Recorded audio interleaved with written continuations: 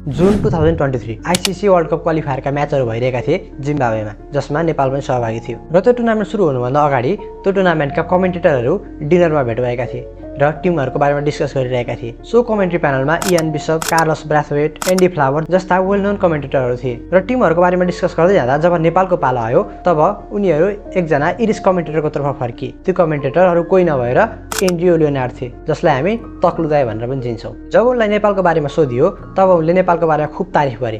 दिपेन्द्र सिंह गरीको फिल्डिङको बारेमा तारिफ गरे, कुशल भुत्तरको एलिगेन्सको बारेमा तारिफ गरे।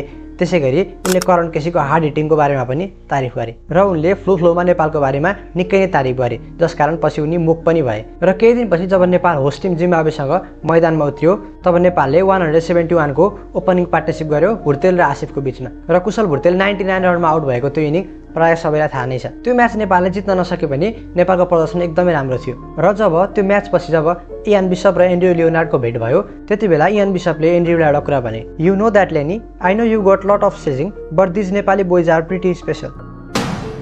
र आजको भिडियोमा हामी कुनै कमेन्टेटर एन्ड्रयू लियोनार्डको बारेमा कुरा गर्नेछौँ। नेपाललाई सेकेन्ड होम मान्ने एन्ड्रयू लियोनार्डको बारेमा आज हामी केही विस्तृत चर्चा गर्नेछौँ। Let me explain. Andrew Leonard south Dublin आयरल्यान्डका हुन्। उनले सानैमा क्रिकेट हेर्दाखेरि वेस्ट इन्डिजको ब्रान्ड अफ क्रिकेटको एकदमै फ्यान भएको बताउँछन्। उनी सानै हुँदा टिभीमा वेस्ट इन्डिजले इङ्ल्यान्डलाई हराएको सम्झन्छन्। खास गरी उनी sir Vivian Richard, Markan marshal र ब्रायन लाराको खेलसँग निकै प्रभावित भएको बताउँछन्। यसरी उनलाई क्रिकेटतिर निकै लगाव भएपछि उनले प्यारेन्ट्ससँग जिद्दी गरेर क्रिकेट एकाडेमीमा भर्ना लिएका थिए। उनले इङ्ल्यान्ड काउन्टीको हेम्सपायर क्लबसँग पनि निकै समय बिताए। उनले आयरल्यान्डका लागि पनि अन्डर 19 क्रिकेट खेले। त्यसै गरी उनले थुप्रै क्लब क्रिकेटहरू खेले। उनले पछि कोचिङतिर पनि ट्राई गरे, तर त्यसमा उनी लामो समय टिकेनन् र क्रिकेट आयरल्यान्डमा उनी एज अ मार्केटिङ म्यानेजर काम गर्न थाले। त्यसपछि उनले डिजिटल र सोसियल मिडिया म्यानेजरको रूपमा आइसिसीमा पनि काम गरे र उनले आइसिसीमा काम गर्दै गर्दाखेरि पहिलोपटक नेपालको बारेमा थाहा पाएका थिए। उनी आइसिसीमा काम गर्दै गर्दाखेरि जब नेपालको गेम हुन्थ्यो सेभरल टाइम्स वेबसाइटहरू क्रास भएको कुरा उनी कान्तिपुरले बताउँछन्। उनलाई त्यही समयबाट नेपाली क्रिकेट निकै फ्यासिनेटिङ लागेको थियो। पछि एन्ड्रयू आइसिसीबाट रिजाइन गरेर